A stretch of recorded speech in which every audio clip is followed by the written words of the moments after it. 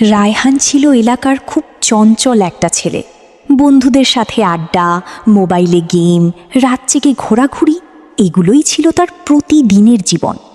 বাবা মা অনেকবার বুঝিয়েছে, বাবা অন্তত 5 ওয়াক্ত নামাজটা পড়ো, কিন্তু রায়হান সবসময় বলতো সময় হলে পড়ব। একদিন গভীর রাতে সে খবর পেল তার খুব কাছের এক বন্ধু হঠাৎ দুর্ঘটনায় মারা গেছে।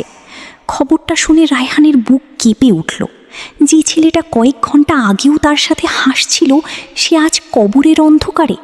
সেদিন প্রথমবার সে নিজের জীবন নিয়ে ভাবতে শুরু করল। পরদিন ফজরের আজান ভেসে এলো। জানালার পাশে দাঁড়িয়ে রায়হান অনেকক্ষণ চুপ ছিল। তারপর ধীরে ধীরে অজু করে মসজিদে গেল।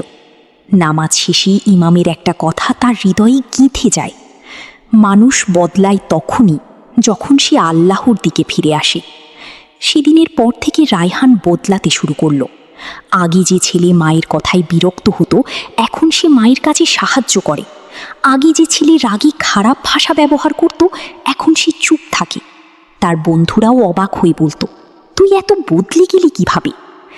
রায়হান শুধু হাসত, কারণ সে বুঝে গিয়েছিল নামাজ শুধু কিছু নিয়ম নয়, এটা মানুষের হৃদয়কে শান্ত করে, জীবনকে সুন্দর করে।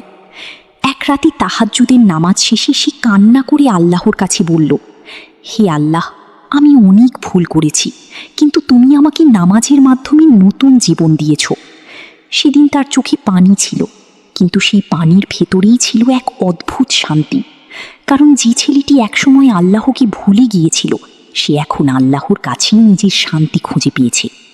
গল্পটি ভালো লাগলে চ্যানেলটি সাবস্ক্রাইব করা পাশে থাকুন। ধন্যবাদ।